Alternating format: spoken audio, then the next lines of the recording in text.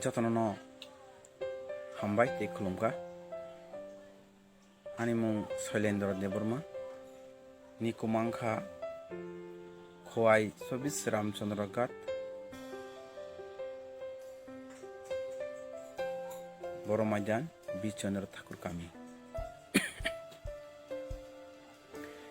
ang tini dophanati kaisa kok sanai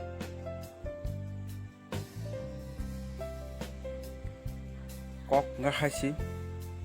je sung tiprasa hinjak tongai rok je tiprasa rok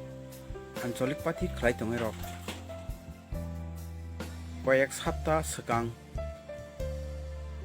yakshi bodol sarkarni মন্ত্রী অকরা মানিক সরকার চিনি যে ত্রিপুরা আঞ্চলিক পাতি ন অগ্রবাদী বিচ্ছিন্নতাবাদী হিনমানি অবনতি আংবলাইকে খায়কা আনি খাওবলাইকে সেলেঙ্কা বরম হাইপানো চিনি যে ত্রিপুরা আঞ্চলিক পাতি রক যে দফান হামজাগৈ যে রাজনীতি খাই দङ রক বরক উনসুরিয়া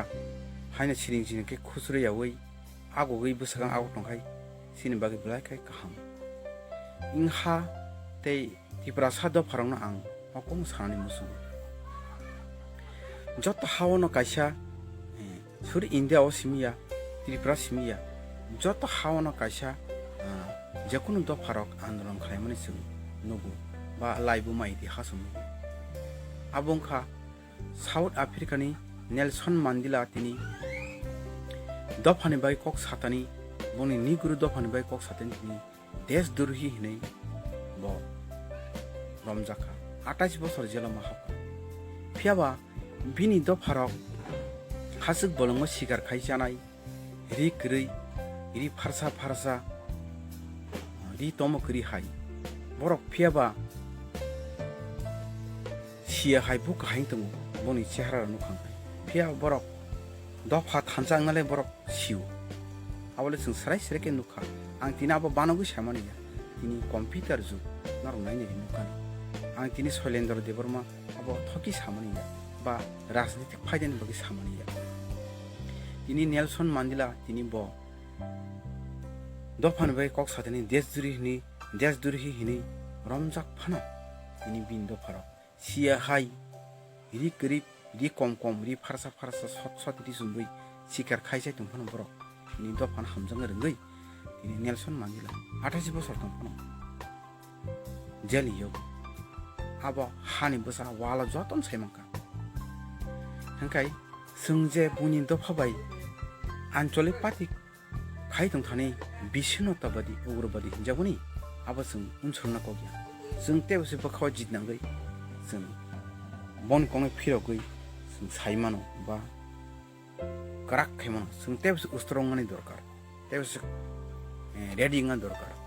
aboni bagino khajani takhuktai bukhuk mare kijing chano koyo sung thansa phiaba thansa hinei sini borok thansa jinis kijing bor hamjo thinu phiaba sini leader onno sung bisibak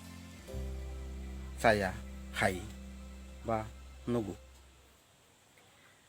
nung pula sangkai dofani bagai kok sau alokai national party ba wanji party bai godalai rajniti thung songmari thungai songmari kapla ingai rongsili masalai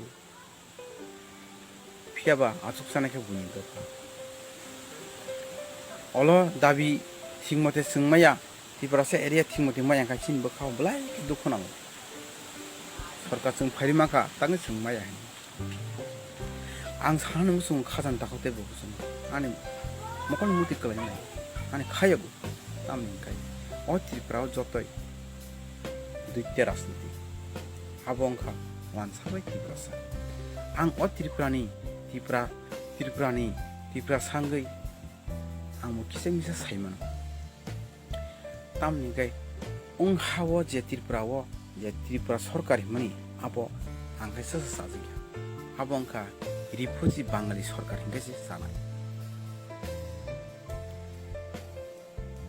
जों जरा जरा मावान सुगु tamke chini je Tiprasa do pharok sung mo khai bonglia sung tamo khai jonogon khai pohoni lama naitugui ne karon utul hinjau abo nang sanamo sung Tiprasa ne darong sung tirpalen sano mor power sano राजनीतिक ती सानो आवश्यकले 1949 15 October सिनी महारानी कांचन प्रभा देवी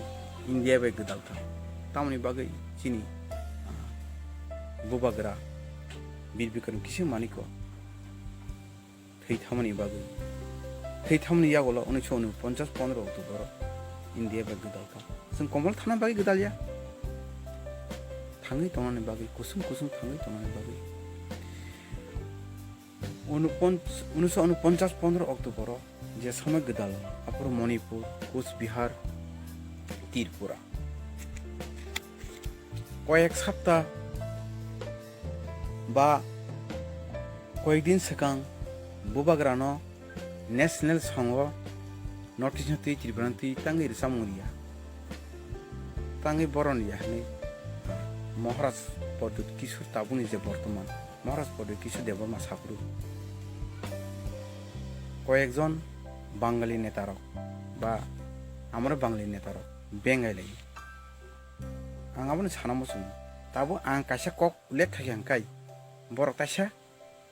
आं Sailendra Debbarmani uporo borok bengai subnai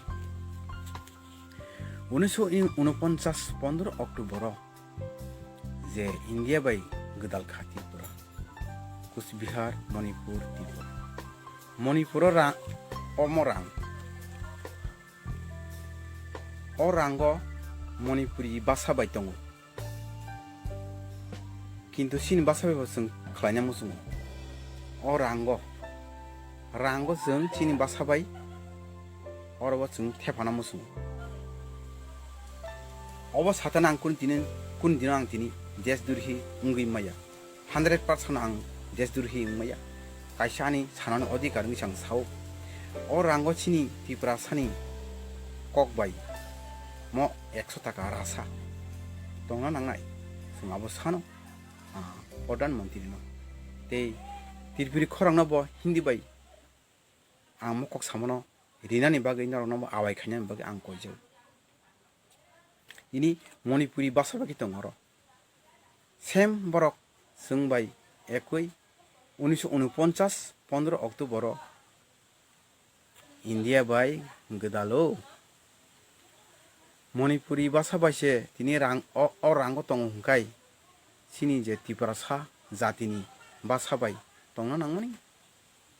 अब साथानि तो आं तिनि देश द्रोही माया अब आं तिनि कायसा राजनीतिक नि नेता नि Qatar बुया IPF BJP INP NC आं तिनि लिडार या तिनि आं त्रिपुरा सांगै साव त्रिपुरा लेन मोर पावर सान्तानि हयतोबा नेता दङैफा मानो राजनीतिक दङैफा मानो किन्तु आं Sailendra Debbarma तिनि और आंगो सिन त्रिपुरा सानि कक बायदि दिन सामनि अब आं राजनीतिक गया नरक सराय सेखाय हाते त्रिपुरा सा दफारक नर मुतु नरगि आसो कक साइनो आनि कक अरन पाइखा त्रिपुरा सा आयुलक थुन त्रिपुरा सा आयुलक थुन